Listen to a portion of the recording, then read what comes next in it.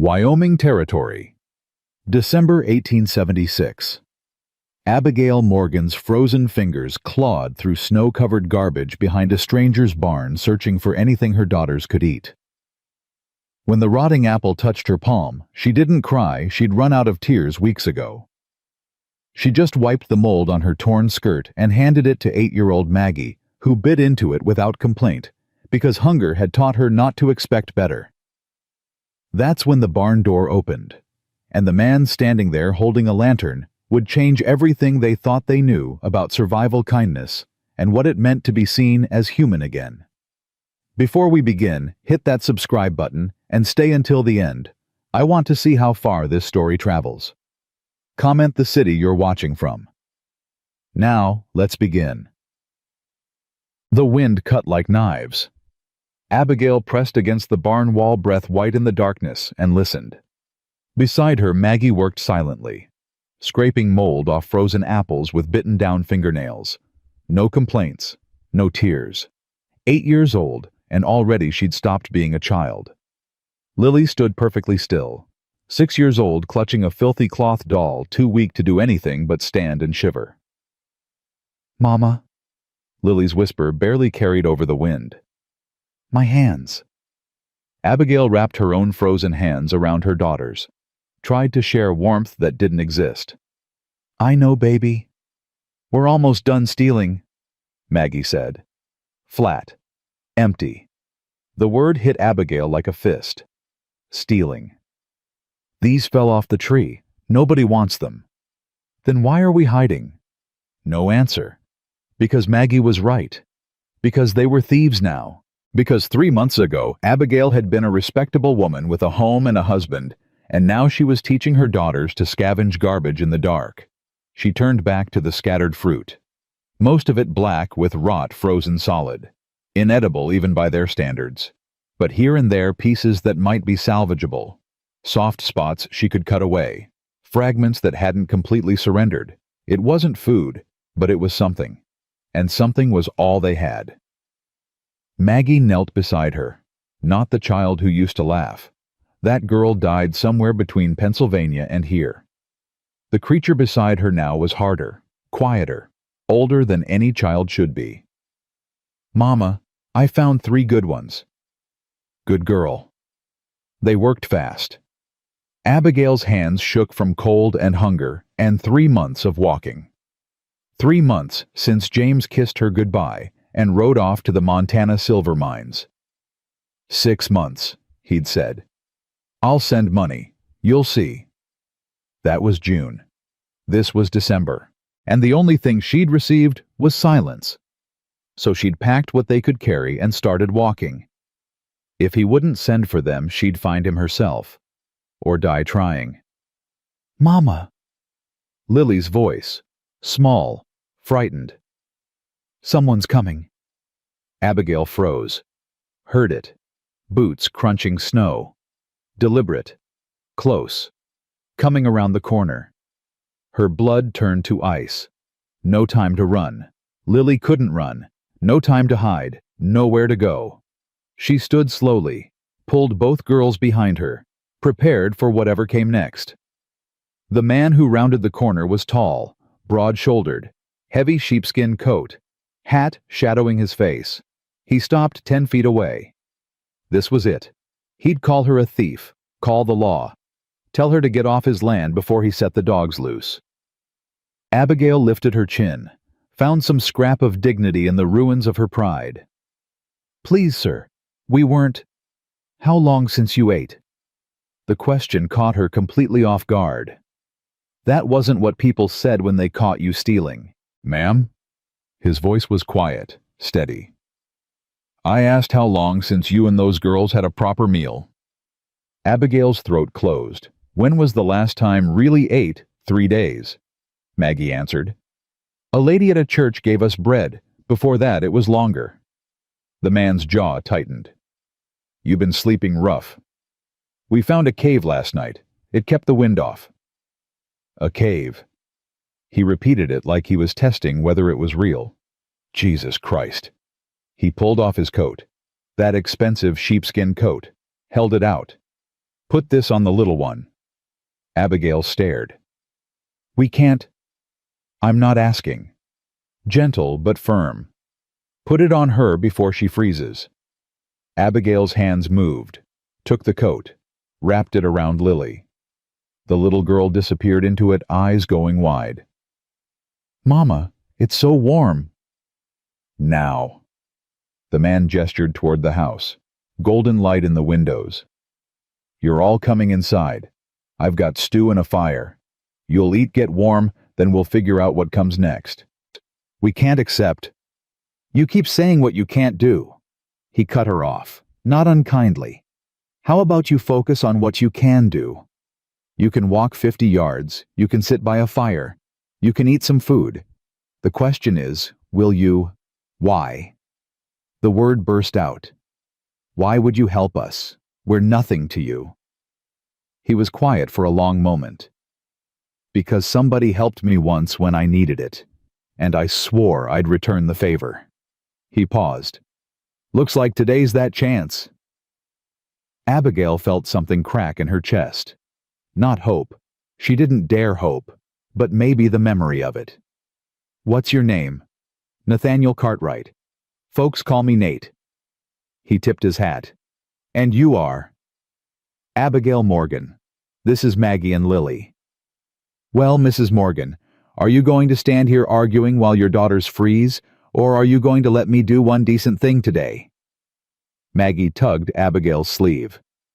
Mama, please. Lily's shaking even with the coat. Abigail looked at her daughters. Hollow cheeks, desperate eyes, complete exhaustion in every line of their small bodies. She thought about pride, dignity, all the rules about accepting charity from strangers. Then she thought about Lily eating rotten apples in the snow, and suddenly none of those rules mattered. All right, thank you. Nate nodded, turned toward the house, didn't look back, giving them the dignity of choosing to follow. Abigail wrapped her arms around both girls and started walking. Every step she waited for the catch, for the strings, for this kindness to reveal its price. Because nothing was free. Every gift came with debt. But Nate just kept walking, leading them toward that golden light like it was the most natural thing in the world.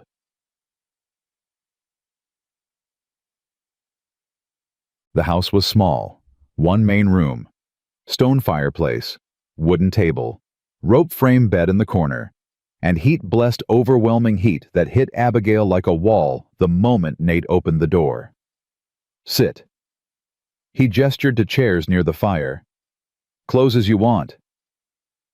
The girls fell into the chairs, held their hands to the flames.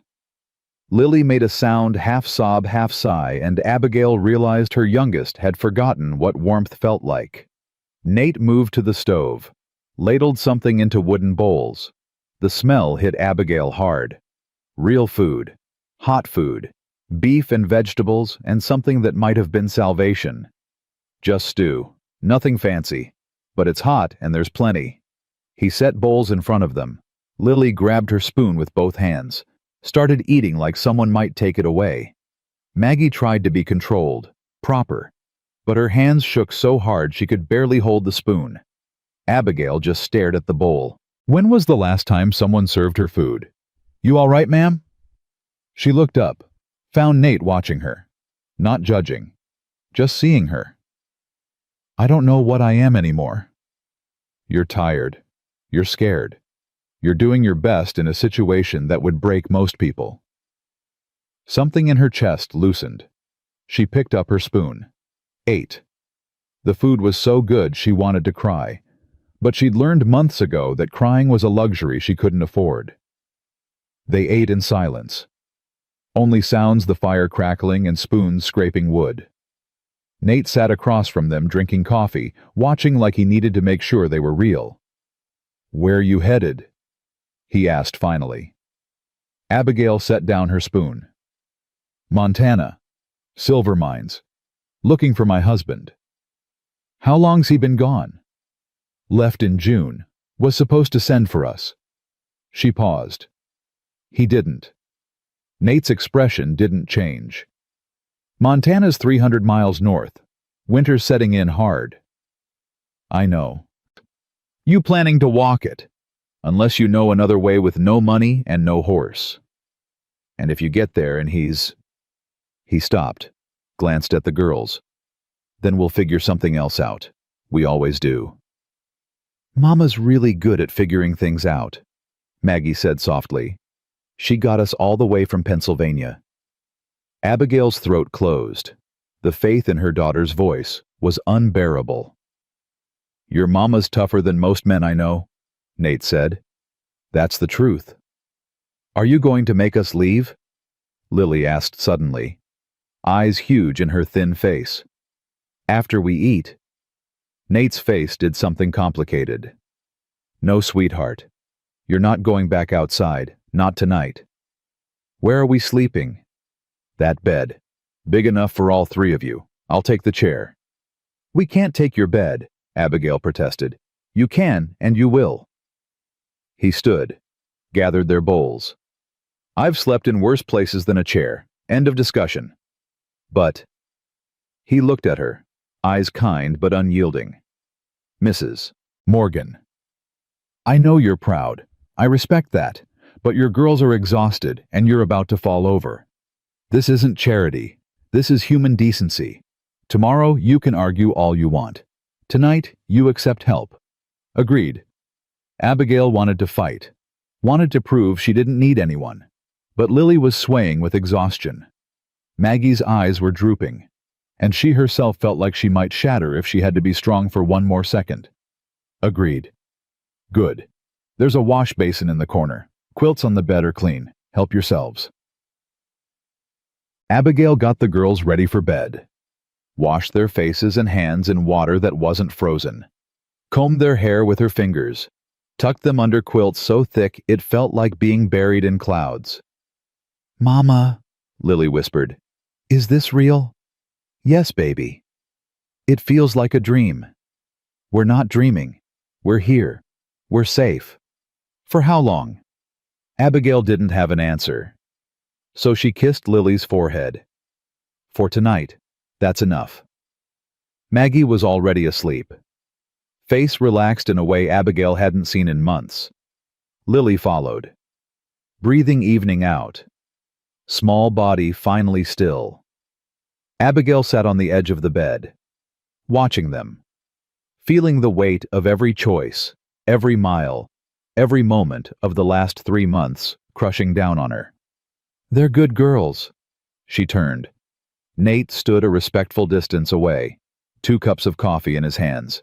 He held one out. Thank you. She took it, wrapped her hands around the warmth. He settled into a chair near the fire, giving her space. How long you been on the road? 3 months. Started in Pennsylvania in September. James left in June. I waited as long as I could. She laughed without humor. Thought we'd make Montana before winter. 3 months, on foot, with 2 little girls. He shook his head. That's something. That's desperation. Same thing sometimes. They sat in silence, the fire crackling, outside wind howling, but inside warm, safe, almost peaceful. Can I ask you something? Abigail said. Sure. What do you really want from us? Nate stared into his coffee for a long time. Nothing, he said finally. I want nothing from you. Everyone wants something. Not everyone. He looked up, met her eyes. Someone helped me once. They didn't want anything either. They just helped. And they made me promise that if I ever got the chance, I'd do the same. Who were they? Don't know. Family passing through about 3 years back. Never even got their names. He paused. But they saved my life, so I figure the least I can do is pass it on. Abigail studied his face, trying to see the lie, the angle, the catch. But all she saw was a man who meant exactly what he said. I don't know how to thank you. Then don't. Just let yourself rest. It was too much. The kindness, the warmth, the sudden safety after months of fear. Her hands started shaking. She set down the coffee cup before she dropped it, pressed her palms to her eyes, tried to breathe. But her throat closed and her vision blurred, and then before she could stop herself, she was crying. Not quiet tears, great gasping sobs that shook her whole body. 3 months of holding it together. 3 months of being strong. And now, in this warm cabin, with a stranger who'd shown more kindness in 1 hour than most people had shown in her entire life, she broke. Nate didn't move. Didn't try to comfort her or tell her it was okay. He just sat there, steady, solid, and let her fall apart. When the tears finally stopped, Abigail wiped her eyes on her sleeve. "I'm sorry." "Don't be. You're entitled." His voice was gentle. "You've been holding it together for 3 months. You're allowed to break. Just for a minute. Maybe 2. She managed a weak smile. They sat as the fire burned low, wind screaming outside, and for the first time since Pennsylvania, Abigail let herself imagine that maybe they'd survive this. "Mr. Cartwright, Nate." She looked at him. "Thank you. I'll never forget this." "You're welcome, Mrs. Morgan." He stood, added wood to the fire. "Now get some sleep. You look like you haven't slept properly in weeks." "I haven't." "Then tonight you will. I'll keep watch. You're safe here." And somehow, impossibly, she believed him. She climbed into bed beside her daughters, pulled the quilts to her chin, and for the first time in 93 nights, she let herself relax. Let her guard down. Let someone else carry the weight. Her last thought before sleep: tomorrow I'll be strong again. Tomorrow I'll figure out the next step. But tonight I'll let myself be saved. Outside, snow began to fall. Heavy, thick. The kind of snow that buried roads and trapped travelers and killed anyone caught unprepared. Nate watched through the window, added more wood to the fire, settled into his chair with his rifle across his knees. Old habits. He looked at the 3 figures sleeping in his bed. Woman and 2 girls who'd been 1 frozen night away from dying. He'd given them tonight. Warmth, food, safety. Tomorrow he'd figure out how to give them more. Because Montana was 300 miles through mountain passes and Sioux territory and storms that could bury a wagon train. She'd never make it. Not with 2 little girls, not in winter. Which meant tomorrow he'd have to convince her of something she didn't want to hear. That sometimes the bravest thing you could do was stop running.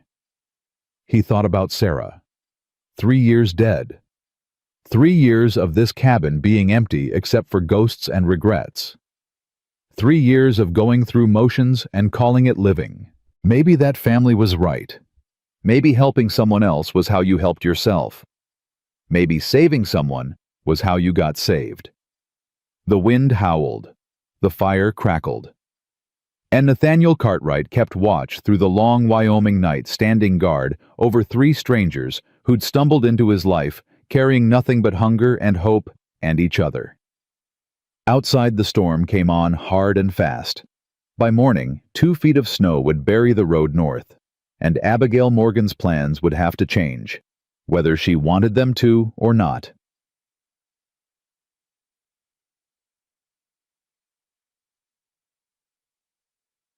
Abigail woke to the sound of nothing.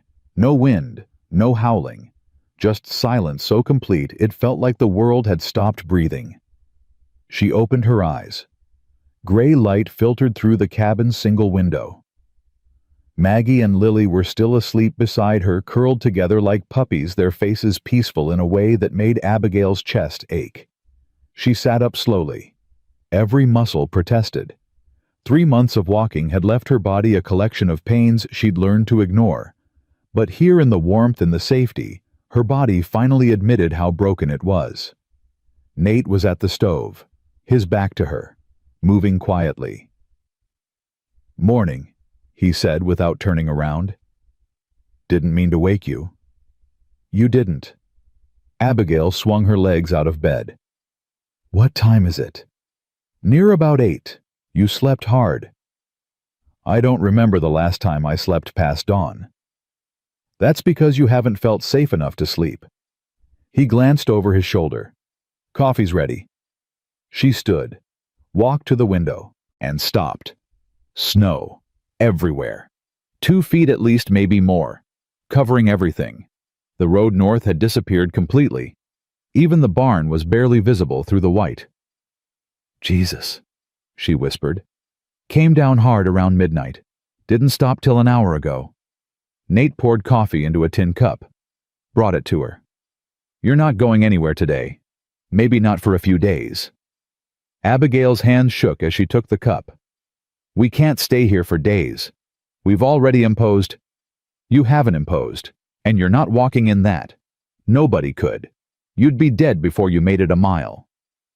But, no buts, Mrs. Morgan. The decision's made. Storm made it for you.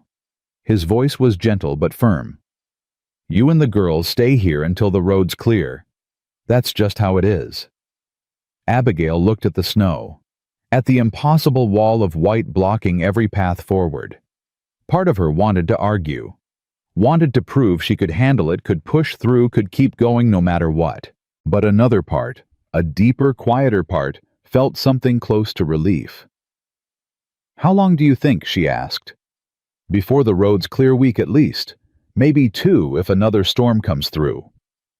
2 weeks. She said it like she was testing the weight of it. Is that a problem? I don't know. She turned to face him. We can't just live off your charity for 2 weeks. I need to work, earn our keep somehow. You that afraid of accepting help? I'm that afraid of being in debt I can't repay. Nate studied her for a moment. All right. You want to work, you can work. I need help around here anyway. Cooking, mending, basic upkeep. I've been living like a bachelor too long. Place could use a woman's touch. What about money I should pay rent? Stop. He held up a hand. You're not paying me rent. But if it makes you feel better, we'll call it an exchange. You help me run this place. I give you room and board until the storm passes and the road's clear. Fair? It wasn't fair. Not really. What she'd be doing wasn't worth 1/10 of what he was giving them. But the alternative was admitting she was helpless. Admitting she needed charity. And Abigail Morgan hadn't admitted that yet. Wouldn't admit it now. Fair, she said. Good, then it's settled. He moved back to the stove, started cracking eggs into a pan. You hungry? Starving. Girls like eggs. Girls like anything that's not rotten apples. He smiled at that. Small, brief, but genuine. Then eggs it is. Maggie woke first, sat up in bed, looked around like she was trying to remember where she was. Then her eyes found Abigail, and her whole body relaxed. Mama. Right here, baby. We're still here. It wasn't a dream. Not a dream. Lily woke crying, soft, confused tears that came from waking in a strange place. Abigail scooped her up, held her close. Shh. You're okay. We're okay. Where are we? Mr. Cartwright's house. Remember, he gave us dinner last night. The nice man. Yes, the nice man. Nate set plates on the table. Eggs and bacon and bread toasted over the fire. More food than the girls had seen in weeks. Come eat, he said, while it's hot. They ate like wolves. Even Abigail couldn't slow down. The food was simple but perfect, and her body screamed for it. Needed it. Had been running on empty for so long she'd forgotten what fuel felt like. There's more if you want it, Nate said. Don't be shy. This is plenty, Abigail said, even though it wasn't. Even though she could have eaten twice as much. You sure, because you look like you haven't had a decent meal in months? I'm sure. He looked at her, didn't believe her, but didn't push. Maggie finished first, set down her fork with careful precision. Mr. Cartwright, sir, thank you for breakfast. It was very good. You're welcome, miss. Mama says we're staying for a while, because of the snow. That's right. Are you sure we're not a burden? The question came out so adult, so careful, like she'd learned to ask it before people decided on their own. Nate knelt down so he was eye level with her. You're not a burden, Maggie. You're guests. And guests are supposed to be here. That's what makes them guests instead of burdens. But we don't have anything to give you. You don't need to give me anything. Everyone wants something. Nate was quiet for a moment. Then he said, What I want is for you and your sister and your mama to be warm and safe until that storm passes. That's all. That's the only thing I want. Can you let me have that? Maggie thought about it, then nodded. Okay. Good girl. He stood, caught Abigail's eye, and she saw something in his face that made her throat tight. Understanding. Recognition. He knew what it cost to accept help. Knew what it meant to have an 8-year-old asking if she was a burden. He knew because he'd been there too. After breakfast, Nate showed Abigail around. The cabin was small, but organized. Everything had a place. Everything served a purpose. Root cellars out back, he said. Got potatoes, carrots, onions, some preserved meat. Enough to get through winter if we're careful. You're here now, so it's we. She didn't know how to respond to that, so she just nodded. Chickens in the barn need feeding every morning. I'll show you how much. And there's a cow Bessie needs milking twice a day. I know how to milk a cow. Good. Then you can handle that while I take care of the horses. How many horses you got? 3. 2 for work, 1 for riding. Abigail did the math in her head. 3 horses, a cow, chickens, a homestead this size, all for 1 man. You run this whole place alone. I do now. His voice went flat. Used to have help. She wanted to ask, wanted to know his story, but something in his expression stopped her. Some wall that said not yet, not now. So instead she said, What else needs doing? Mending. I've got shirts with holes, socks that need darning. Haven't had time to keep up with it. I can do that. Cooking too. I can manage, but I'm not good at it. If you can make meals, that'd be a help. I can cook. Then we're set. He looked out the window at the snow. Storm's got us trapped for a while. Might as well make the best of it. The first day passed in a blur of work. Abigail threw herself into it with desperate focus, needing to prove she wasn't helpless, needing to earn her place. She cooked, she cleaned, she mended 3 shirts and 4 pairs of socks. She milked Bessie twice and collected eggs from the chickens and swept the cabin floor until her back ached. Maggie helped, quiet and competent, learning quickly, never complaining. Lily mostly stayed by the fire, playing with her doll, too young to help much. But she watched everything with those big eyes, taking it all in. Nate worked outside, clearing paths through the snow, checking on the animals, chopping wood. He came in for meals and coffee, but mostly he stayed out of the way, giving them space. By evening, Abigail was exhausted, but it was a good exhaustion, the kind that came from honest work instead of desperate survival. You didn't have to do all that, Nate said as they sat down to dinner. Stew she'd made from the root vegetables and preserved beef. Nothing fancy, but hot and filling. Yes, I did. Why? Because I don't take charity. This isn't charity. This is shelter during a storm. There's a difference. Not to me. He studied her across the table. You're stubborn. I'm practical. Same thing sometimes. She almost smiled at that. They ate in silence.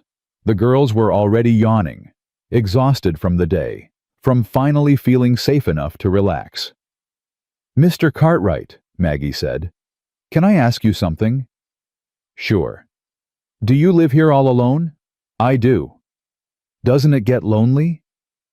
Abigail started to interrupt Maggie. That's not polite, but Nate held up a hand. Sometimes, he said. But I've got the animals, and work, Keeps me busy. We lived alone too, after Papa left. Just us three. Maggie paused. It was lonely even with three of us. I don't know how you do it with just one. Nate's face did something complicated. You get used to it. I don't think I would. Let's hope you never have to. After dinner, Abigail got the girls ready for bed. They were asleep almost before their heads hit the pillow, completely spent. She returned to the fire, found Nate sitting with coffee staring into the flames.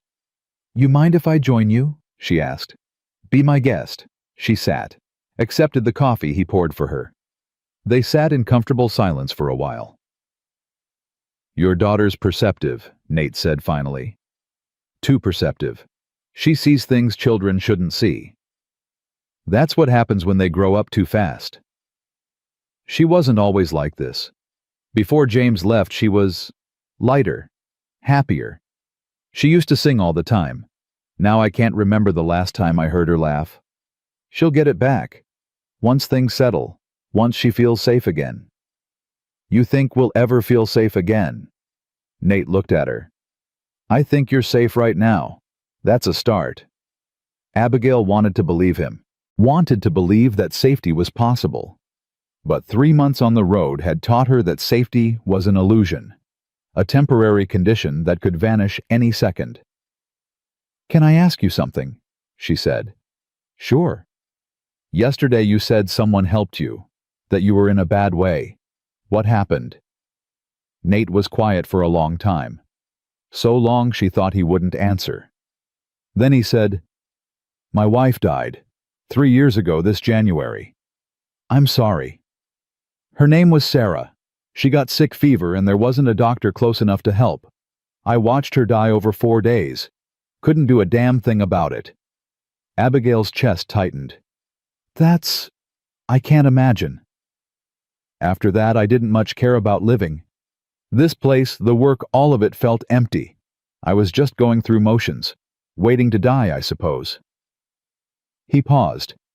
Then that family came through. They saw me half drunk in my own field, and instead of riding on, they stopped, fed me, talked to me, reminded me I was human. And they made you promise to help someone else. They did. Said kindness only matters if you pass it on. He looked at her. So that's what I'm doing, passing it on. Abigail felt tears threatening.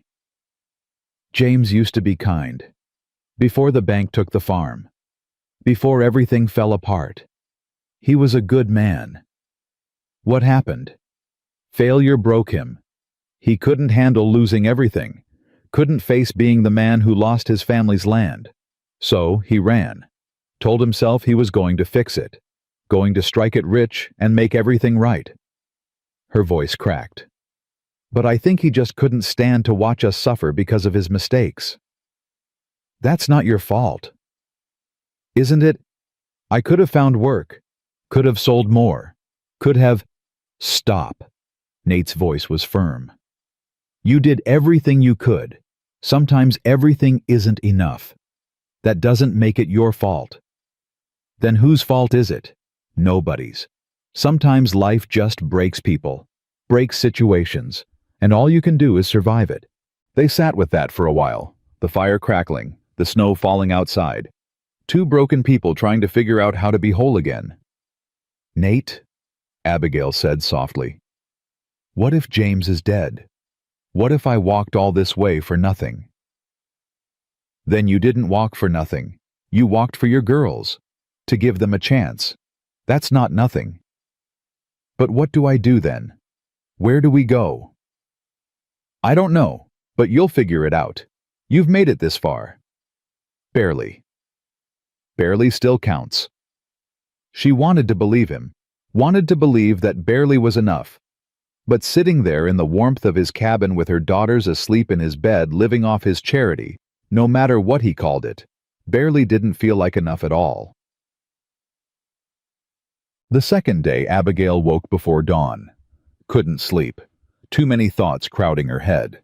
She slipped out of bed, found Nate already up, already making coffee. You're up early, he said. Couldn't sleep. Bad dreams. No dreams, just thoughts. He handed her coffee. Want to talk about it? Not really. Fair enough. They stood at the window, watching the sky lighten. The snow glowed pale blue in the pre-dawn light, beautiful and deadly. How long you think we have? She asked. Before the road's clear. Week at least, maybe more. And then what? Then you decide what you want to do. I want to find James, even if he's not worth finding. The question hit her like a slap. What's that supposed to mean? It means a man who leaves his wife and children to chase gold and doesn't send a single letter in 6 months might not be the man you think he is. You don't know him. You're right, I don't. But I know men, and I know what desperation does to them. Sometimes it makes them brave. Sometimes it makes them cowards. He paused. Question is, which one was James? Abigail wanted to defend him.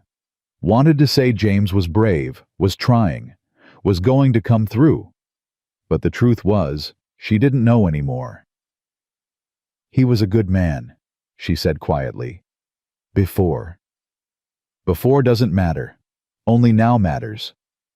That's not fair. Life's not fair, Mrs. Morgan. You know that better than most. She did. God, she did. They stood in silence, drinking coffee, watching the snow. If James is dead, Nate said carefully, or if he's alive but doesn't want to be found, what then? I don't know. You need to start thinking about it, because Montana's 300 miles through hostile territory in the dead of winter. And even if you make it, even if you find him, there's no guarantee he'll be the man you left behind. So, what are you saying I should give up? I'm saying you should have a plan that doesn't depend on a man who hasn't written in 6 months. I can't just give up on him. I'm not asking you to. I'm asking you to give up on killing yourself and your daughters chasing a ghost. The words hung in the air between them, sharp, true, unbearable. You don't understand, Abigail said. Then help me understand. I gave him 17 years. I gave him a home and children and everything I had. I can't just walk away without knowing. Even if knowing kills you. Yes, even then. Nate was quiet for a long time. Then he said, All right. Then when the road's clear, I'll take you. Abigail's head snapped up. What? Montana, I'll take you. Me and a wagon and supplies. We'll go together. You can't, why would you? Because you're going to go whether I help you or not. And if you go alone, you'll die. So I'll take you. Make sure you get there alive at least.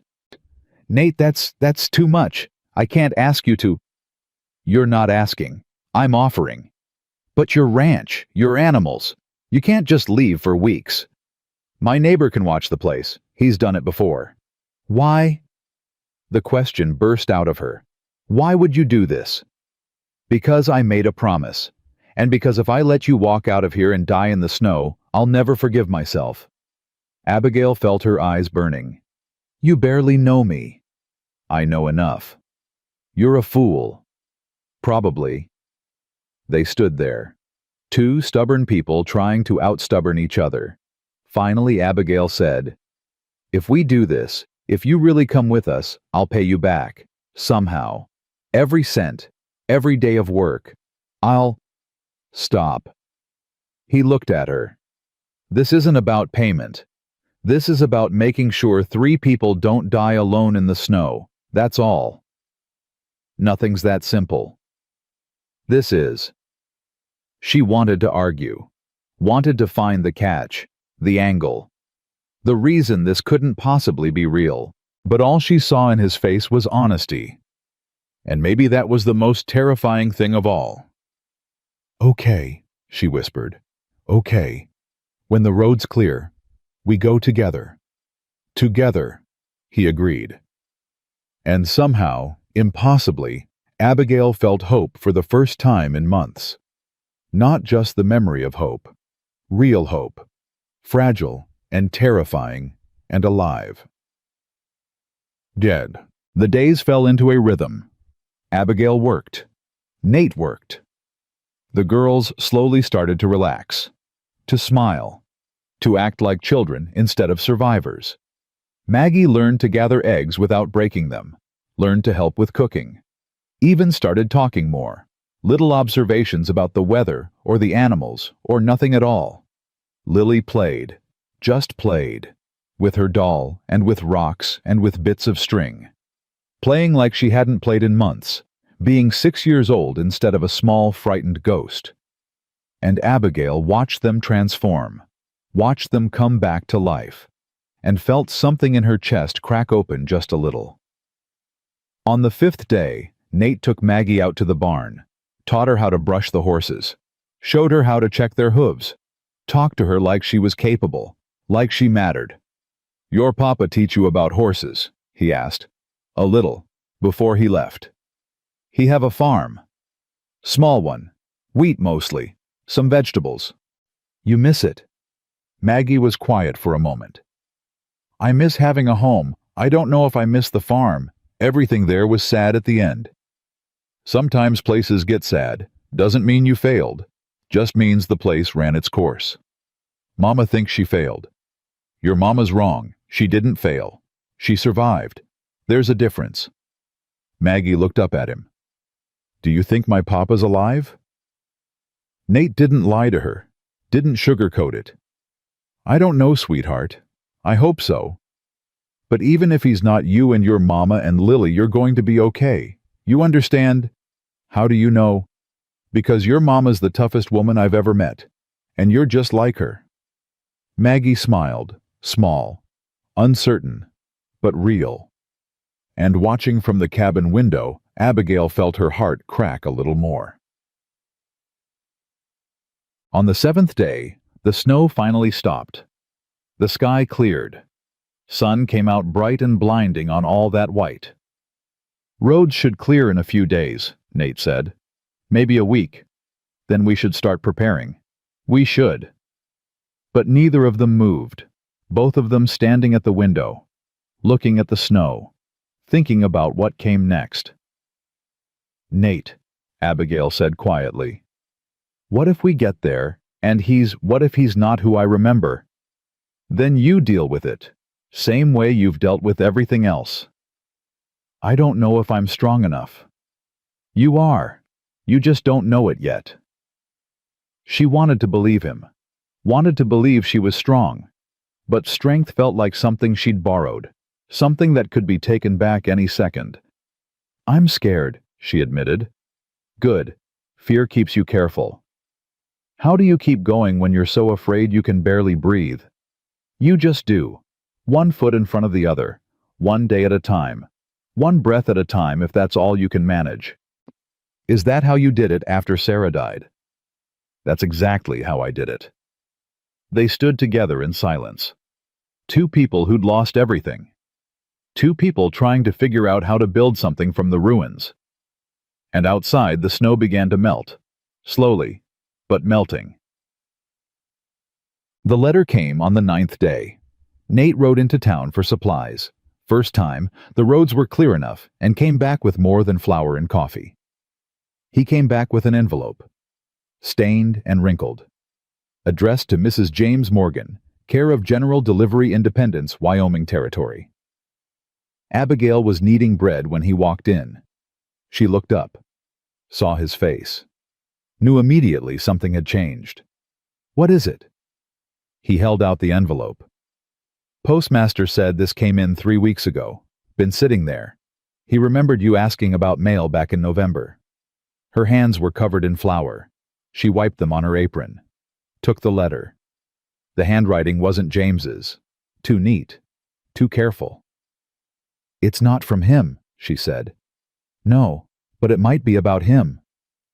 Her hands started shaking. She set the letter on the table like it might bite her. "I can't." "You have to." What if it says he's dead?" "Then at least you'll know."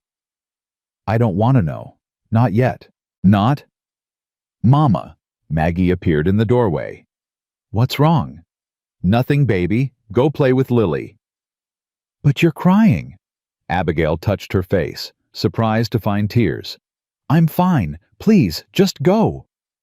Maggie looked at the letter, at her mother's face, at Nate standing quiet and solid by the door. Then she turned and left without another word. Smart girl. Too smart. Abigail stared at the envelope. Her name in careful script, Montana postmark, 3 weeks old. You want me to read it? Nate asked gently. No, I need to. She picked it up, turned it over. The seal was already broken. Postmaster probably checked it.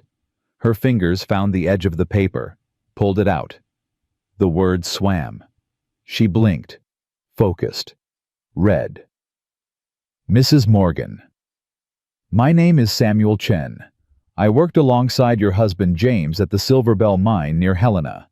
I am writing to inform you that James was killed in a tunnel collapse on January 8th. It was quick. He did not suffer. Before he died, he spoke often of you and your daughters. He wanted me to tell you he was sorry. He was trying to earn enough to send for you. He saved $47. I am arranging to have it sent through the bank in Independence. He was a good man. I am sorry for your loss. The letter fell from her hands. James was dead. Had been dead for weeks. While she was walking. While she was starving. While she was stealing rotten apples behind Nate's barn, James was already dead. She'd been chasing a ghost. Abigail. Nate's voice seemed to come from very far away. Her legs gave out. She sat down hard on the floor. Not crying. Not making any sound at all. Just sitting there with the knowledge crushing down on her like a physical weight. Dead. James was dead. And she'd dragged her daughters 300 miles through hell for nothing. Abigail breathed. Was she breathing? She couldn't tell. Everything felt distant, unreal. Nate knelt beside her, took her hands. Look at me. Look at me. She looked. His face was steady, solid, real. Breathe with me. In, out, in, out. She breathed. In, out. Her lungs remembered how. Good. Keep breathing. That's all you have to do right now. Just breathe. He's dead. The words came out flat, empty. I know. He's been dead for weeks. I know. I walked all this way for nothing. No. Nate's voice was firm. Not for nothing. For your girls. To survive. That's not nothing. But he's dead. He is. And I'm sorry. But you're not. Your girls aren't. You're alive. You survived. That counts. Did surviving count when the thing you were surviving for didn't exist? What do I do now? She whispered. Right now, nothing. You sit here. You let it sink in. Then you get up and you keep going. I don't know how. Same way you've been doing it. One step at a time. The door opened. Maggie stood there, face pale, eyes too knowing. Papa's dead, isn't he? Not a question, a statement. Abigail wanted to lie, wanted to protect her, but Maggie had been through too much, deserved the truth. Yes, baby, he is. Maggie nodded slowly, like she'd already known, like she'd been preparing for it for months. Was it the mines? Yes. Did he suffer? The letter says no, says it was quick. Good. Maggie's voice was small but steady. I didn't want him to suffer. Lily appeared behind her sister. What's happening? Why is everyone sad? Maggie turned, knelt down, took Lily's hands. Papa's not coming back, Lily. He died, in the mines, like Mama thought might happen. Lily's face crumpled. But he promised. He promised he'd come get us. I know, but sometimes people can't keep their promises, even when they want to. It's not fair. No, it's not. Lily started crying. Maggie held her. Two little girls holding each other while their world fell apart. And Abigail sat on the floor, watching her daughters grieve, unable to comfort them because she was drowning in her own grief. Nate stood, walked to the girls, knelt down beside them. "Come here," he said quietly. They turned to him. These two children who barely knew him, and without hesitation they went. Let him wrap his arms around them both. Let him hold them while they cried. "I'm sorry," he said. "I'm so sorry. Your papa loved you. The letter says so. He was trying to take care of you. He just ran out of time." "We'll never see him again," Lily sobbed. "No, but you'll remember him, and that's important. Remembering keeps people alive in a different way." "I don't want to remember. I want him here." "I know, sweetheart. I know." Abigail watched them. This man she'd known for 9 days. Holding her daughters. Giving them comfort she couldn't give. Being strong because she couldn't be. Something in her chest cracked. Not broke, it had been breaking for months, but cracked open. Let something new in. Gratitude. Relief. Something she was afraid to name. The day passed in a blur. Nate made dinner. Got the girls to eat even though none of them were hungry. Put them to bed early. Stayed with them until they fell asleep. Abigail sat by the fire, holding the letter, reading it over and over. Like maybe the words would change. Like maybe she'd misread it. But they didn't change. James was dead. Her husband of 17 years, the father of her children, the man who'd promised to save them, dead in a hole in Montana while she walked herself into the ground trying to find him. "You should eat something," Nate said. She looked up, hadn't heard him come back. "I'm not hungry. You need to eat anyway." "I can't." He sat down across from her, handed her a cup of coffee. She took it automatically, held it without drinking. "Talk to me," he said. "About what? Whatever you're thinking." "I'm thinking I wasted 6 months chasing a dead man. I'm thinking I nearly killed my daughters for nothing. I'm thinking—" Her voice broke. "I'm thinking James died alone in the dark and I didn't even know, didn't even feel it. What kind of wife doesn't feel it when her husband dies? The kind who's too busy keeping her children alive to feel anything else. That's not good enough. It's all you had." She set down the coffee, put her face in her hands.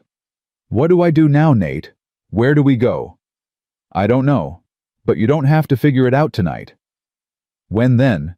When do I have to have answers?" "When you're ready, not before."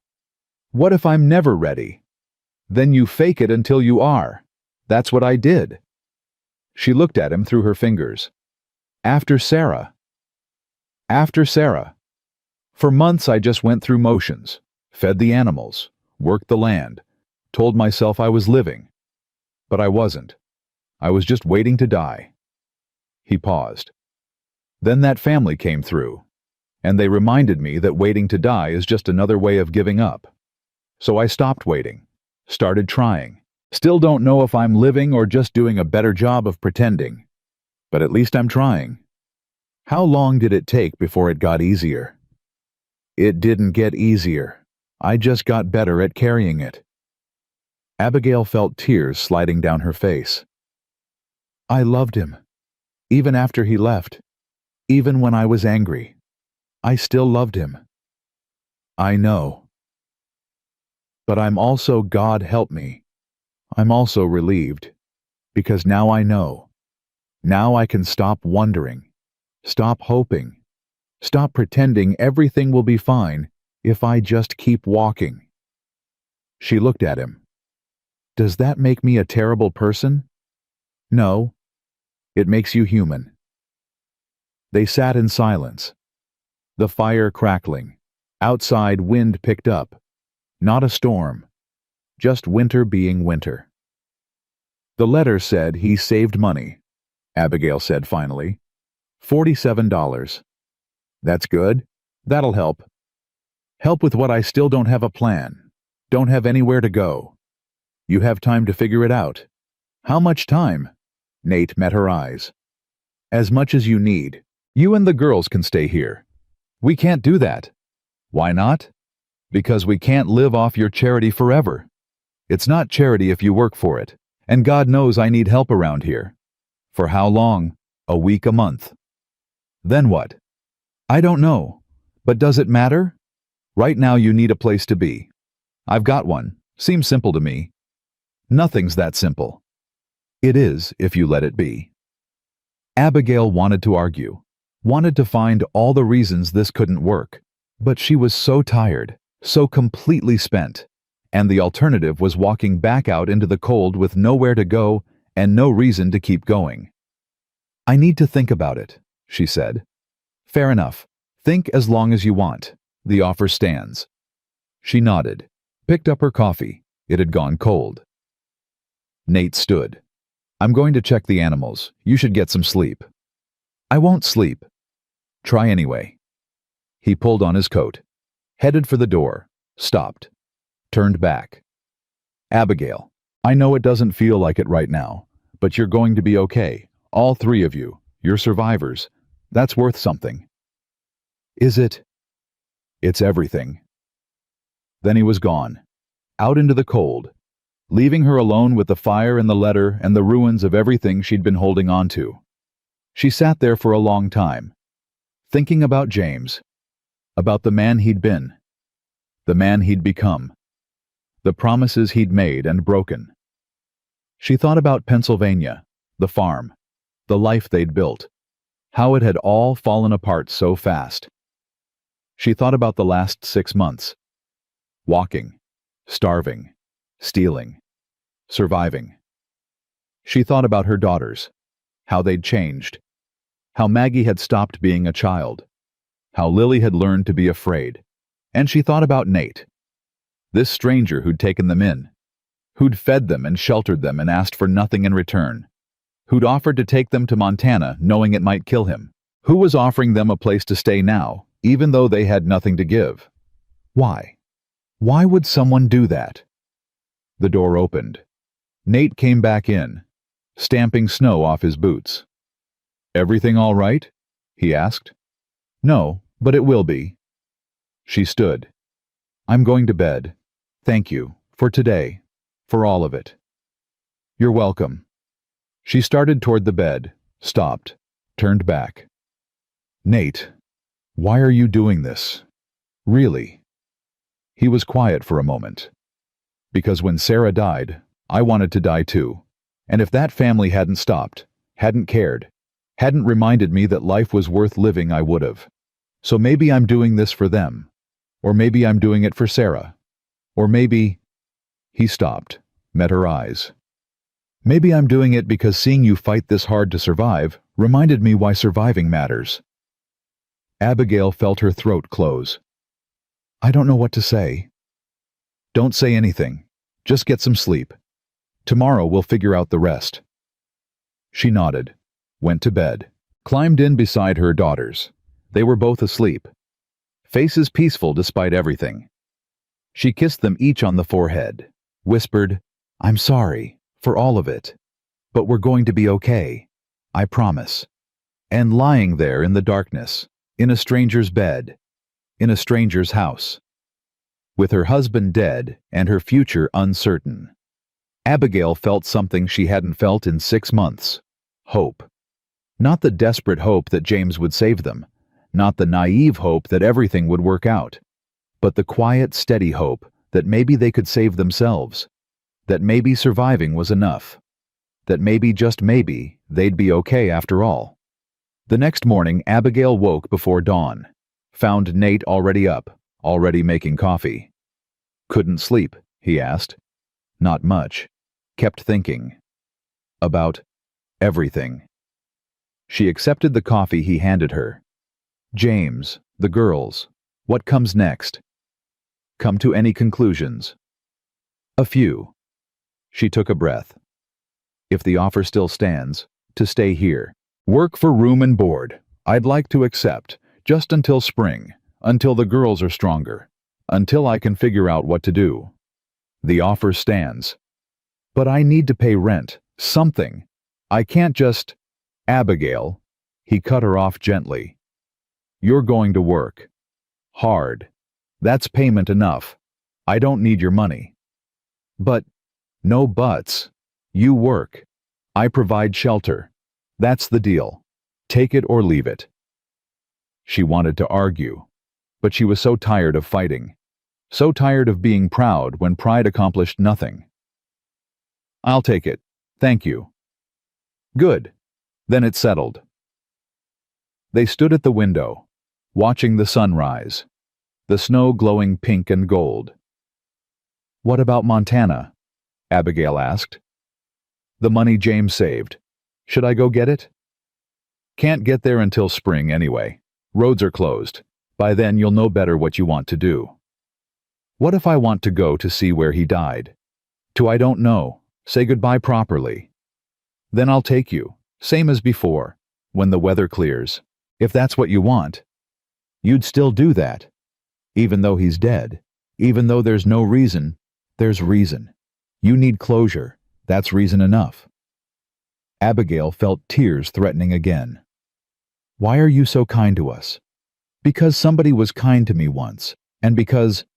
He stopped, seemed to wrestle with something, then said, because you and those girls are the first thing in 3 years that's made this place feel like a home instead of a tomb.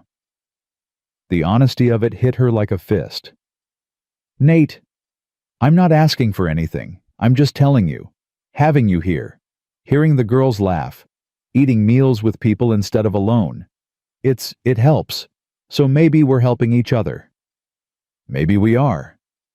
They stood in silence, the sun climbing higher, the day beginning. Behind them, the girls started to wake. Abigail heard Lily's soft voice, Maggie's gentle response, the sound of life, of family, of people who cared about each other. And for the first time since James left, since the bank took the farm, since everything fell apart, Abigail felt like maybe she was home. Not the home she'd lost, not the home she'd been chasing, but home nonetheless.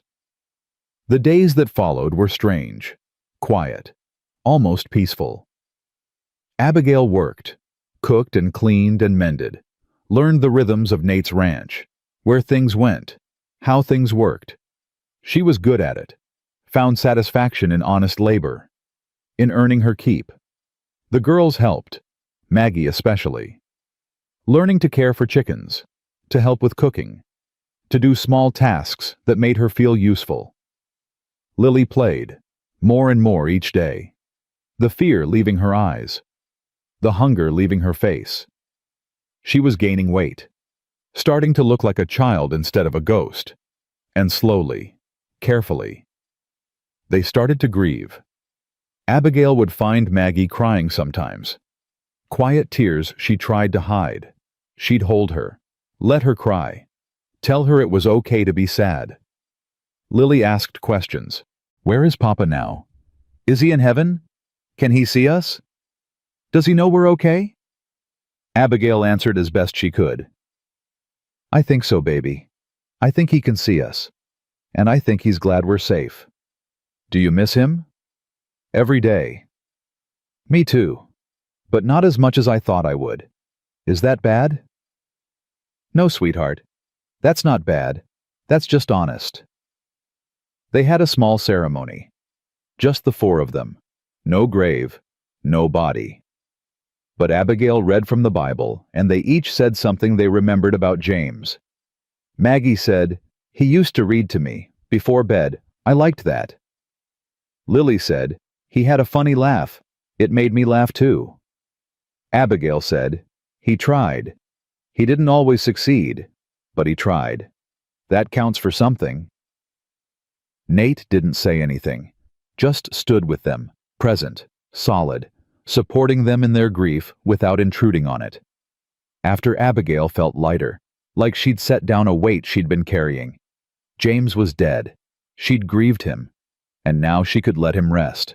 One evening, about 2 weeks after the letter came, Abigail and Nate sat by the fire after the girls had gone to sleep. "Can I ask you something?" she said. "Sure. Do you ever think about marrying again?" The question hung in the air. Bold, maybe too bold. Nate was quiet for a long time.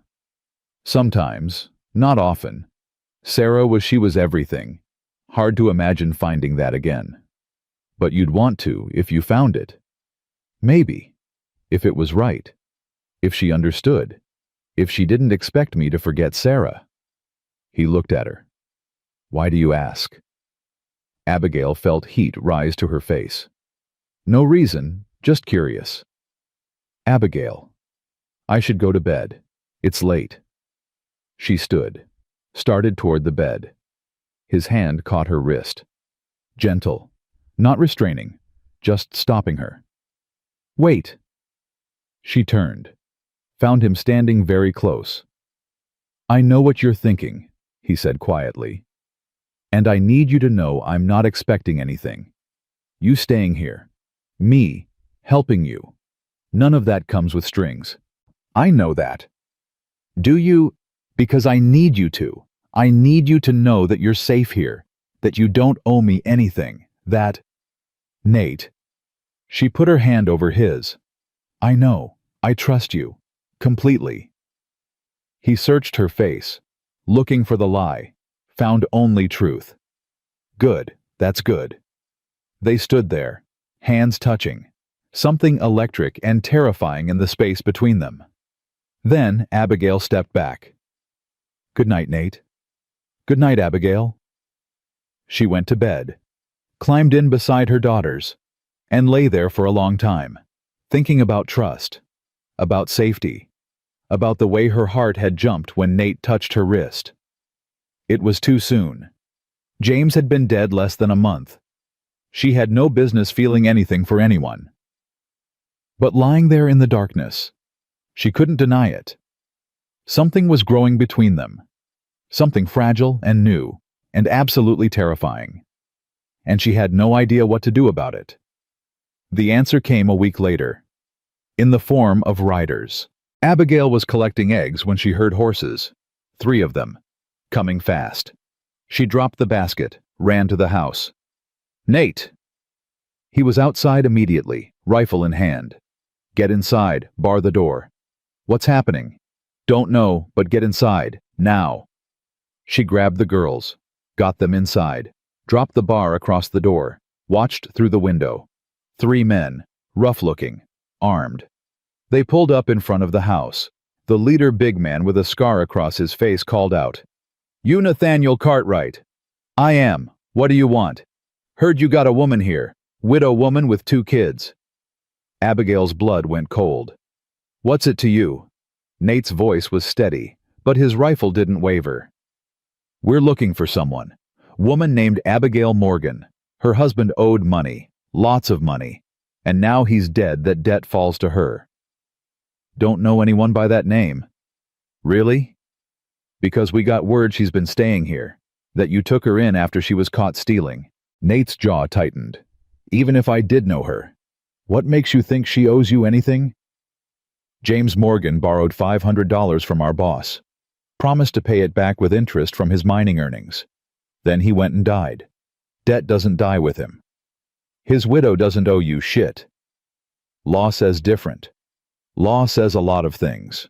Doesn't make them right." The scarred man smiled. Ugly. Dangerous. "We don't care about right. We care about money. So here's what's going to happen. You're going to bring out Mrs. Morgan, and she's going to come with us. Work off the debt, one way or another." "Like hell she is." "You really want to die for some woman you barely know?" "Try me and find out." The tension stretched. Abigail's heart hammered. This was her fault, her debt, her problem. She couldn't let Nate die for it. She moved to the door, lifted the bar. "Mama, no." Maggie grabbed her arm. "I have to baby." "They'll hurt you." "They'll hurt Nate if I don't. I can't let that happen." She pulled free, opened the door, stepped out. All 4 men turned to look at her. "I'm Abigail Morgan," she said. voice shaking but clear. "And I don't owe you a damn thing. My husband's debts died with him. That's the law." The scarred man laughed. "That's so. Well, our law's different, and you're coming with us either way." "No, she's not." Nate stepped forward, put himself between Abigail and the riders. "You want her, you go through me first." "Happy to." The scarred man's hand moved toward his pistol, and everything exploded into violence. Nate's rifle came up fast, aimed dead center at the scarred man's chest. "Move that hand one more inch, and I'll put a hole through you big enough to see daylight." The scarred man froze, hand hovering over his pistol, eyes calculating odds. "You really want to die over this?" he asked. "You really want to find out if I'm bluffing? There's 3 of us. 1 of you." "I've got 8 shots in this, Henry. I'll take all 3 of you before you clear leather. Question is which one of you wants to die first?" The silence stretched. Abigail's heart hammered so hard she thought it might burst. Behind her, through the open door, she heard Maggie crying, heard Lily's frightened whimper. "Last chance," Nate said quietly. "Ride away, live to see tomorrow, or stay and test me." The scarred man stared, weighing, thinking. Then he smiled. "We'll be back, with more men. And next time you won't be so lucky. I'll be ready. So will we." The 3 riders wheeled their horses, rode off. Not fast, not slow, just riding. Making it clear this wasn't over. Nate kept the rifle raised until they disappeared over the rise. Then he lowered it, turned to Abigail. "Inside. Now." She didn't argue, just moved. Back through the door. Nate followed, dropped the bar across it. Maggie threw herself at Abigail. "I thought they were going to kill you." "I'm okay, baby. I'm okay." "They said Papa owed money. Is that true?" Abigail looked at Nate. He nodded. Permission to be honest. "I don't know. Maybe. Your father borrowed money before he left. I didn't know about all of it." "How much?" "They said $500. Maggie's eyes went wide. That's so much money." "I know." "Do we have it?" "No, baby, we don't." "Then what are we going to do?" That was the question, wasn't it? Nate set the rifle by the door. "First thing, we're going to breathe. Second thing, we're going to think. Third thing, we're going to figure this out." "There's nothing to figure out." Abigail's voice was flat. "James owed money. He's dead. They think I owe it. They'll keep coming until they get it, or I'm dead too." "They're not getting you." "Nate, you can't fight them. Not forever. They'll come back with more men. I don't care how many men they bring. You're under my protection. They want you, they go through me." "I can't let you do that. It's not your choice." "The hell it's not." Her voice rose, anger and fear mixing. "This is my debt, my problem. I won't let you die for it. And I won't let them take you. So we're at an impasse." "Nate." "No." He stepped closer, voice dropping, intense. "Listen to me. James might have owed that money. Might not. Doesn't matter. The law doesn't make widows pay their husbands' debts. These men are trying to scare you, bully you, make you think you have no choice, but you do. And I'm telling you right now, you're not going with them. Ever. You understand?" Abigail felt tears threatening. "You barely know me. Why would you risk your life?" "Because it's the right thing to do." "That's not good enough." "It's all I've got." They stared at each other. The air between them crackling with tension and fear and something else, something neither of them wanted to name. Lily's small voice broke the moment. "Are the bad men coming back?" Nate turned to her, knelt down. "Maybe. But if they do, I'll be ready. I promise. Nobody's going to hurt you or your mama or Maggie. Okay?" "You promise?" "I promise." Promises break. Maggie's voice was bitter, older than her years. Papa promised he'd come back. He broke that promise. Nate met her eyes. Your papa didn't break his promise on purpose. He died trying to keep it. There's a difference. I'm not going to die, and I'm not going to let anything happen to your family. That's my promise, and I keep my promises. How do we know? Because I'm still here. Because I could have turned you away that first night. Could have sent you back into the snow. But I didn't, and I won't now. You're stuck with me. Maggie studied his face, looking for the lie. Found none. Okay, she said finally. I believe you. Good girl. The rest of the day passed in tense silence. Nate checked and rechecked the rifle, made sure all the ammunition was ready, barred the door, and shuttered the windows. Abigail tried to work, tried to cook dinner, but her hands shook so badly she could barely hold the knife. Let me. Nate took it from her, started cutting vegetables. You should rest. I can't rest. I can't sit still. I need to do something. Then sit with the girls. They need you calm. If you're scared, they're terrified. He was right. She knew he was right. She went to the bed where Maggie and Lily sat, climbed up with them, let them curl against her. Tell us a story, Lily whispered. Like you used to, before. What kind of story? A happy one, with a good ending. Abigail's mind went blank. She couldn't remember any happy stories. Couldn't remember what good endings looked like. But she tried. Told them about a princess and a dragon and a brave knight. Made up details as she went. Gave it the happy ending Lily wanted. By the time she finished, both girls were asleep, exhausted from fear. Abigail slipped out of bed carefully, went to where Nate stood by the window, watching the horizon. See anything? She asked. Not yet, but they'll come, tonight or tomorrow. They're not done. What do? We prepare, and we don't let them take you. Nate, this is crazy. You can't fight off a gang of men, not alone. I'm not alone. I've got neighbors, good men. I can send word, get help. That'll take days. Then we hold out for days. And if we can't, he turned to look at her. Then we fight anyway, because the alternative is letting them take you, and I won't do that. Why? The question burst out. Why do you care so much? What am I to you? Nate was quiet for a long moment. Then he said, You want the truth. Yes. I don't know. I don't have a name for what you are to me. I just know that when I saw you in the snow eating rotten apples, something in me woke up. Something that had been dead since Sarah. And every day you're here. Every conversation we have, every time I see you with your girls, that something gets stronger. So maybe I'm being selfish. Maybe I'm protecting you because losing you would kill that thing. Would send me back to being half alive. Or maybe... He stopped. Maybe I'm protecting you because I can't imagine this place without you in it anymore. Abigail's breath caught.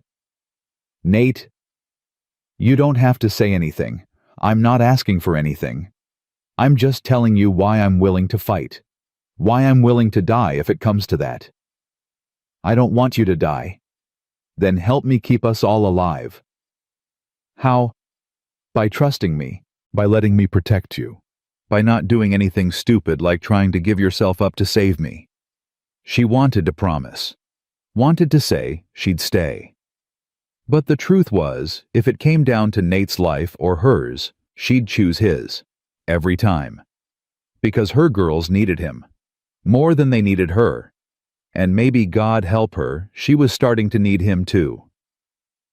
They stood at the window together, watching the darkness gather, waiting for whatever came next. Abigail, Nate said quietly, when this is over, when we've dealt with these men, we need to talk about what comes next. About us. There is no us. Isn't there? She didn't answer. Because the truth was, she didn't know anymore. 6 weeks ago, she'd been married to James. 6 weeks ago, she'd been walking to Montana to find him. 6 weeks ago, the idea of feeling anything for another man would have been unthinkable. But James was dead. Had been dead when she was still walking, still hoping. And Nate was here, alive, real, willing to die to keep her safe. "I don't know what I feel," she admitted. "Everything's too confused, too complicated." "I know, but eventually we'll have to figure it out." "Not tonight." "No, not tonight. Tonight we survive. Tomorrow we figure out the rest." The riders came back at dawn. Not 3 this time. 8, maybe more. Surrounding the house, the scarred man in front. "Cartwright!" he shouted. "We're done playing. Send out the woman or we burn you out." Nate stood at the window, rifle ready. "You try burning us out, I'll shoot every one of you before the first flame catches." "You can't get all of us." "No, but I'll get you. That I promise." The scarred man laughed. "You really want to die for some whore who's not even yours?" Abigail flinched at the word. Nate's jaw went tight. "Call her that again, and I'll put a bullet through your teeth." Tough talk for a man who's outnumbered. "Not as outnumbered as you think." A new voice called out. "That's far enough." Abigail's head snapped around. Through the other window, she saw riders. 5 of them, approaching from the north, led by a gray-haired man on a big roan horse.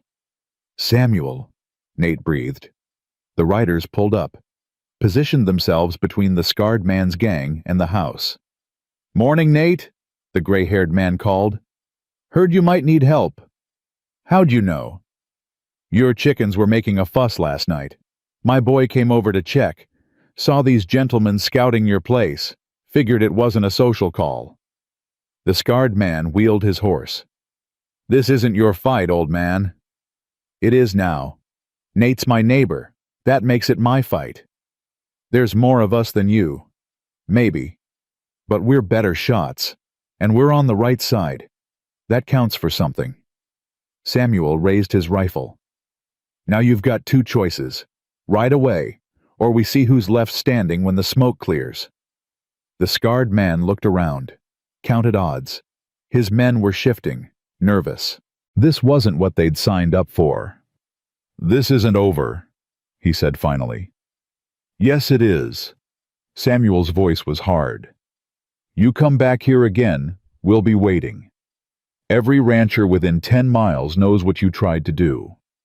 They'll shoot you on sight. So unless you want to die on this God-forsaken prairie, you'll ride out and not come back." The scarred man spat. "The debt." "There is no debt. James Morgan's debts died with him. Law's clear on that. You're trying to extort a widow. That makes you lower than dirt. Now get off our land before we bury you in it." For a moment, Abigail thought the scarred man would fight, would call Samuel's bluff. Then he yanked his horse's head around. "Let's go." His men followed, riding east, fast this time, not looking back. Samuel and his men stayed until they were out of sight. Then he dismounted, walked to the house. Nate opened the door. "Samuel, I don't know how to thank you." "Don't thank me yet. They might come back." "You think they will?" "No, they're bullies. Bullies run when you stand up to them. But we'll keep watch for a few days just in case." He looked past Nate, saw Abigail standing with the girls. "You must be Mrs. Morgan." "I am, thank you, for what you did. We owe you everything." "You don't owe me anything. Nate's a good man, good neighbor. Someone threatens him, they threaten all of us." He paused. "My wife Ruth would like you to come to dinner. Tonight if you're able. Bring the girls.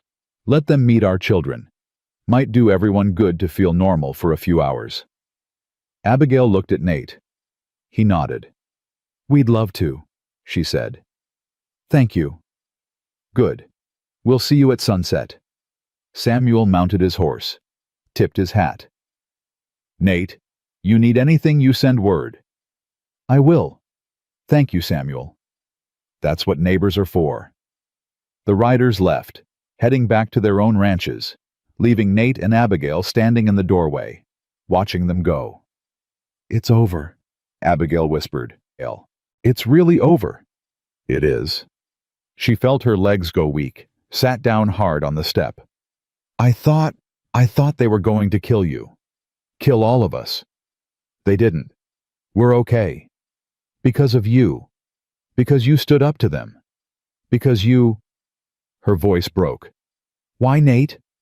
Why did you do that? He sat down beside her. I told you why. Tell me again. I need to hear it again. Because you matter. Because your girls matter. Because I couldn't live with myself if I let anything happen to you. He paused. And because somewhere along the way, you stopped being strangers, I took in and started being, what?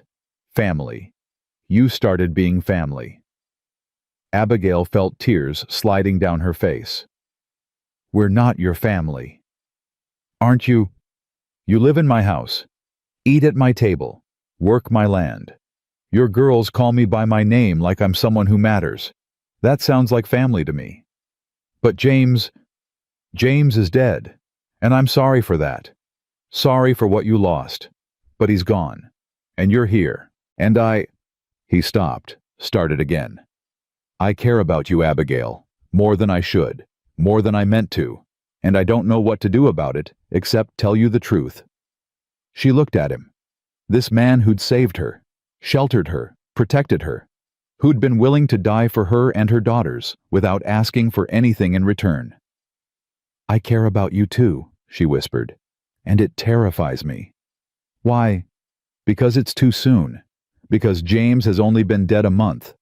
Because I don't know if what I feel is real or just gratitude, desperation, relief at being safe. Does it matter? Yes, it matters. I won't use you. Won't let you be a replacement for what I lost. You deserve better than that. What if I don't care? What if I'm willing to take whatever you can give? Then you're a fool. Probably. They sat in silence, the morning sun climbing higher, the fear finally ebbing. Inside, the girls were waking, calling for Abigail. She stood. I know. He stood too. Abigail, we don't have to figure this out today, or tomorrow. We've got time. Do we? As much as we need. I'm not going anywhere, and neither are you, so we've got time. She nodded, went inside, left him standing there. And for the first time since James died, Abigail let herself imagine a future that wasn't defined by loss. A future where she wasn't alone, where her daughters had a home, where she had... What love? Was that? What this was? She didn't know, couldn't name it yet. But as she hugged her daughters and told them they were safe, told them the bad men were gone, told them everything would be okay, she felt it. That fragile, terrifying thing growing in her chest. Hope. Not hope that James would save them. He was gone. Not hope that Montana held answers. It didn't. But hope that maybe, just maybe, home wasn't a place you went back to. Maybe home was a place you built. With your own hands. With people you chose. With a man who stood between you and danger without hesitation. Maybe home was here, right here, if she was brave enough to claim it. That evening they went to Samuel and Ruth's ranch. The girls were nervous at first, shy, but Ruth was warm and kind, and her 3 children were close to Maggie and Lily's ages. Within minutes they were playing, actually playing, like normal children. Abigail sat with Ruth in the kitchen, helping prepare dinner, grateful for the company of another woman. Nate's a good man, Ruth said, not subtle, direct. He is. He's been alone too long, since Sarah died. We've all worried about him. He loved her very much. He did, still does. But that doesn't mean he can't love again. Ruth looked at her. You're good for him. I saw it the moment we arrived. The way he looks at you. The way he stood up to those men. That's the Nate we used to know. Before.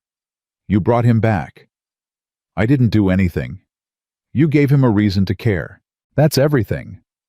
Abigail didn't know what to say to that.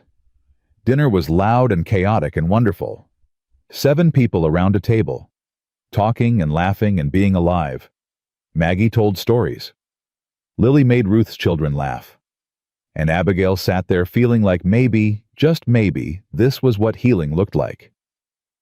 After the men sat outside smoking, the women cleaned up, the children played in the barn.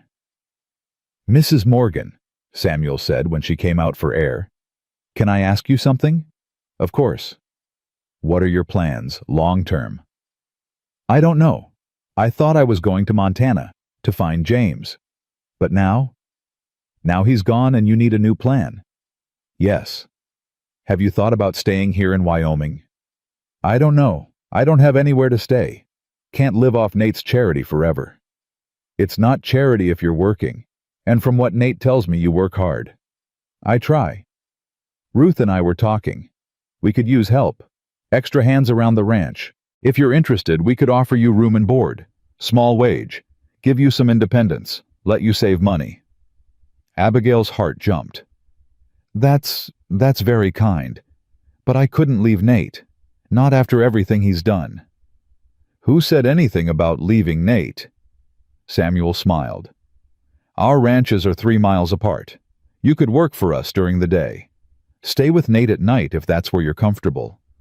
Or work out some other arrangement. Point is, you'd have options. Wouldn't be dependent on anyone." Options. Independence. The ability to stand on her own feet. It was everything she wanted. "I'd need to think about it," she said. "Of course. Take your time. Offer stands whenever you're ready." They rode home under a sky full of stars. The girls asleep in the wagon bed. Nate driving. Abigail beside him. "Samuel made me an offer," she said. "I know. He told me he would." "You're not upset." "Why would I be upset? It's a good offer. Would give you independence. But I'd have to leave, not permanently, but you'd still be close, 3 miles. We'd still see each other. Is that what you want?" He was quiet for a long time.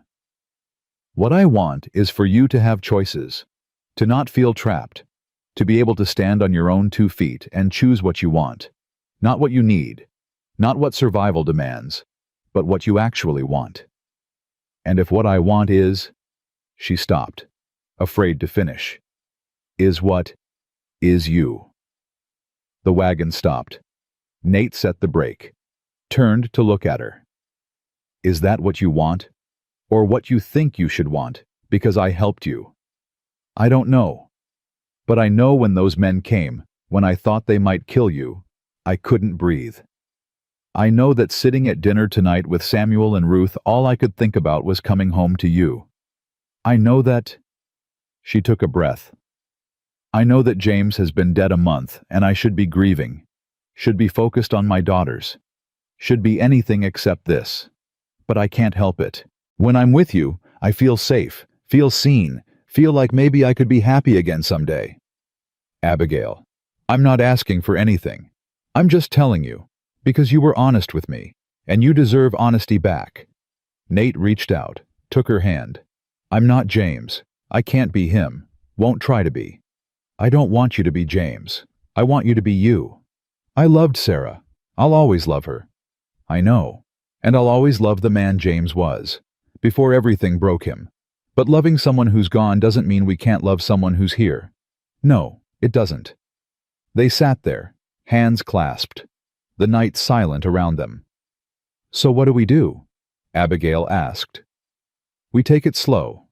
We figure it out as we go. We don't rush. We don't make promises we're not ready to keep. We be honest. With each other. With ourselves." "I can do that." "Good. So can I." He squeezed her hand, released it, picked up the reins. And they drove home together.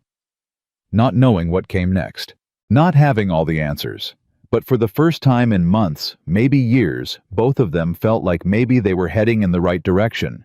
Maybe home wasn't behind them. Maybe it was ahead, waiting to be built. One honest conversation at a time. Spring came to Wyoming like a whispered promise. The snow melted. The roads cleared. The world turned green and gold and possible again. Abigail had been at Nate's ranch for 3 months. 3 months of working alongside him, of cooking meals and mending clothes, and learning the rhythms of a life she'd never imagined for herself. 3 months of watching her daughters transform from frightened ghosts into children who laughed and played and believed in tomorrow. 3 months of falling in love with a man she'd never meant to love. She woke early one April morning to find Nate already outside, working in the garden he'd started, turning soil, planting seeds. She brought him coffee, stood beside him watching the sun rise. "Beautiful morning?" he said. "It is. Roads are clear now, all the way to Montana if you wanted." Her heart skipped. "Are you asking me to leave?" "I'm asking if you still want to go, to see where James died, to collect that money, to get closure." Did she? 3 months ago, the answer would have been yes without hesitation. But now, I don't know, she admitted. Part of me thinks I should see where he's buried, should say goodbye properly. But another part thinks I already said goodbye, that going to Montana would just be opening wounds that are finally starting to heal. What does your heart say? My heart says I want to stay here, with you. Build something instead of chasing ghosts. Nate set down his shovel, turned to face her. Then stay.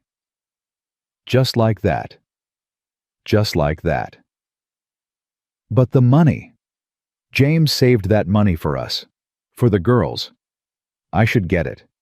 They deserve a mother who's happy, who's building a future instead of mourning a past. The money will still be there in 6 months, a year, whenever you're ready. But right now, he took her hands. Right now, I'm asking you to choose. Montana or here, the past or the future, James or you. She finished for him. You're asking me to choose you. I am. And I know it's too soon. I know you're still grieving. I know all the reasons you should say no. But I'm asking anyway because I can't. I can't keep pretending this is just about giving you shelter. It stopped being that weeks ago. When Maggie laughed for the first time, when Lily called this place home, when I woke up one morning and realized I was happier than I'd been in 3 years, when I looked at you and saw not just a woman I was helping, but a woman He stopped. A woman I love. The words hung in the air. Simple. Terrifying. True. Nate, you don't have to say it back. I'm not asking you to. I'm just asking you to stay. To give this us a real chance. Not just surviving together, but living together, building together. Abigail felt tears sliding down her face. I love you too. God help me, I do. And I feel guilty for it every single day. James has only been dead 4 months, and I'm already what? Already choosing to live instead of die. Already choosing happiness over grief. That's not wrong, Abigail. That's human. But people will talk. Will say I didn't love James. That I moved on too fast. Let them talk. We know the truth. That's all that matters. What is the truth? The truth is you loved James. Did everything you could to find him. And when you learned he was gone, you grieved him. Properly. Honestly. The truth is you didn't choose me because it was easy or convenient. You chose me because after everything you've been through, you still have the courage to try again. That's not betrayal. That's bravery. She wanted to believe him, wanted to believe that loving again wasn't wrong. What about the girls? She asked. They just lost their father. How do I tell them I'm that we ask them, we're honest. We let them decide too. So they did. That evening after dinner, Nate and Abigail sat down with Maggie and Lily. Told them the truth. that Nate had asked Abigail to stay permanently, that he wanted them to be a family, real family, not just people sharing a house, but people choosing each other. Lily's eyes went wide. "Does that mean you'd be our papa?" Nate knelt down, eye level with her. "Not your papa. Your papa was James and nobody will ever replace him. But I could be something else. Someone who cares about you, who'll protect you, who'll be there when you need me. Like a second papa. Something like that." "I'd like that." She turned to Abigail. "Can we, Mama? Can we stay? Is that what you want?" "Yes, I love it here. I love the chickens and Bessie and my room and everything. Please, can we stay?" Abigail looked at Maggie, her quiet, serious 8-year-old who saw too much. "What do you think, baby?" Maggie was silent for a long time. Then she said, "Do you love him? Mama? Really love him? Not just because he helped us?" "Yes, I really love him." "And you, Mr. Cartwright, do you love Mama?" "I do." "What about Papa? Are you trying to replace him?" "No. Your Papa will always be your Papa. I'm not trying to take his place. I'm trying to make a new place. For all of us. Together." Maggie thought about that. "Papa used to read to me, before bed. Would you do that? If you want me to. And Papa used to help me with my letters. Would you help too?" "Absolutely." "And when I'm sad about Papa, can I still be sad? Or do I have to pretend I'm not because you're here now?" Nate's voice was gentle. "You can be sad whenever you need to be. Missing your Papa doesn't hurt my feelings. He was important to you. He'll always be important. And that's okay." Maggie nodded slowly. "Then I think we should stay. I think Papa would want us to be happy. And I'm happy here." "You're sure?" Abigail asked. "I'm sure." And just like that it was decided. They would stay. They would build a life here. They would be a family. The wedding was simple. Just them and Samuel and Ruth and the children. No fancy dress. No big ceremony. Just vows spoken under the same tree where they'd first talked about the future. Abigail wore a dress Ruth helped her make. Simple blue cotton. Nothing special. But when Nate saw her, his eyes filled with tears. "You're beautiful," he said. "I'm practical." Same thing. Samuel performed the ceremony. Short and honest. No flowery language. Just the truth. "Do you, Nathaniel Cartwright, take Abigail Morgan to be your wife, to love and protect, and stand beside through whatever comes?" "I do."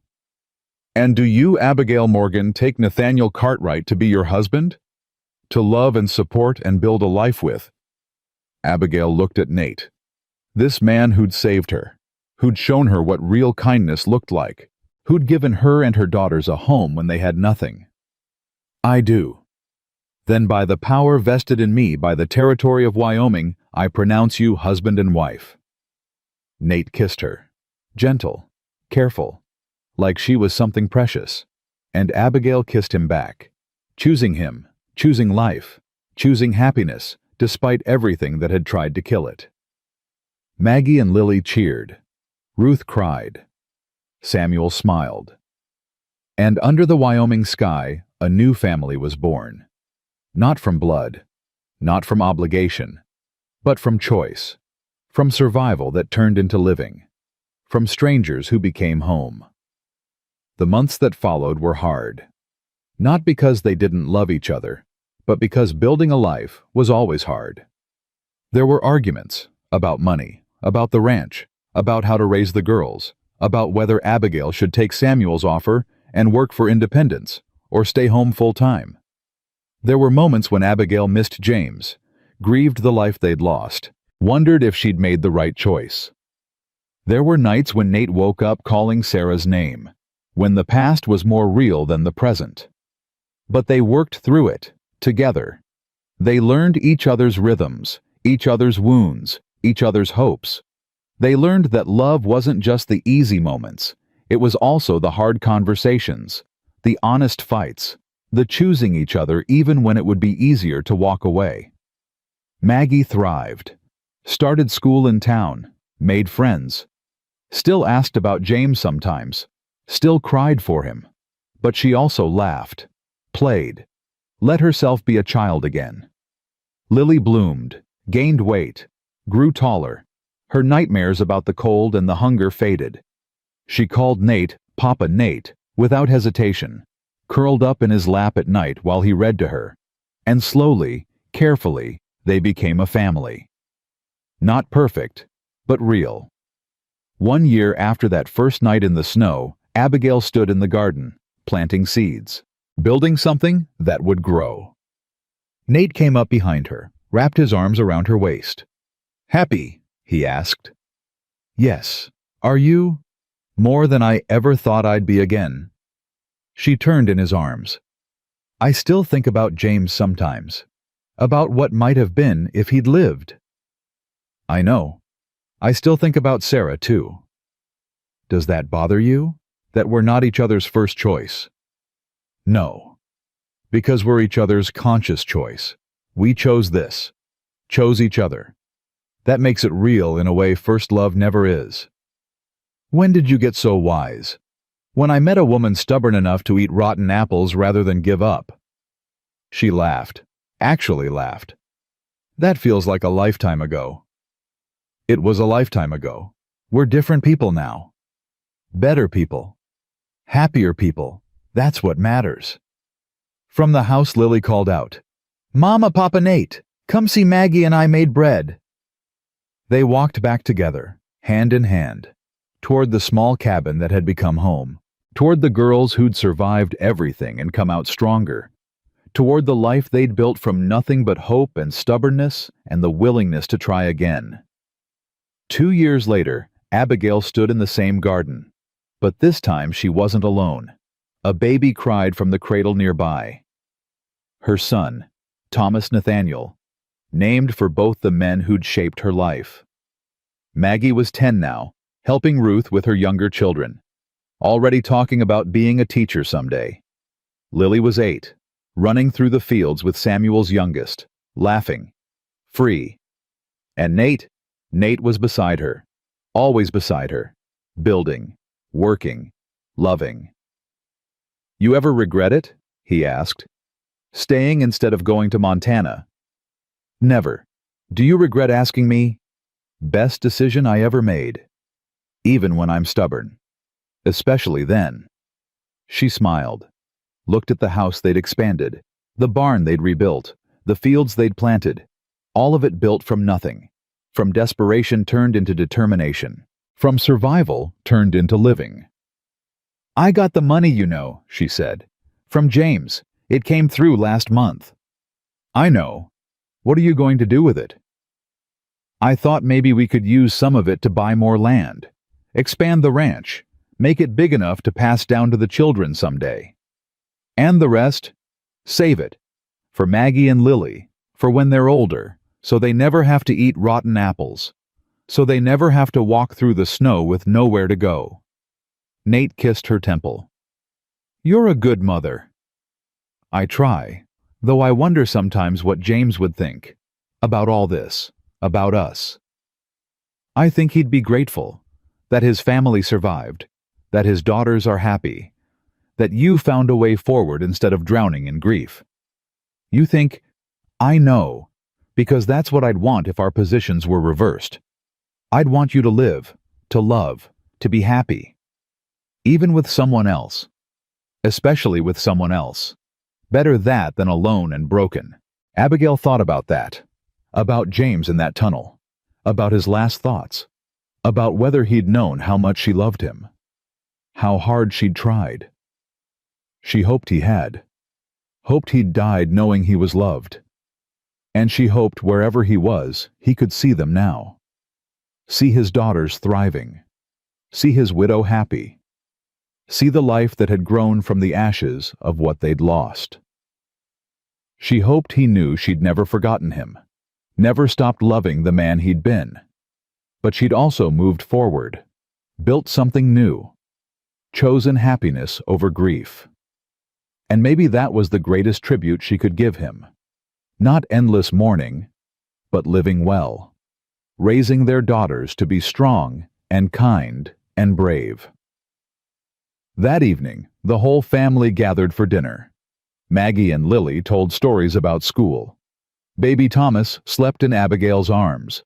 Nate talked about expanding the cattle operation, and sitting there at the table, surrounded by noise and life and love. Abigail felt complete, not because everything was perfect. It wasn't. Not because there was no pain. There was always pain. But because she'd survived. They'd all survived. And more than survived, they'd thrived. From rotten apples to fresh bread. From frozen desperation to warm abundance. From strangers to family.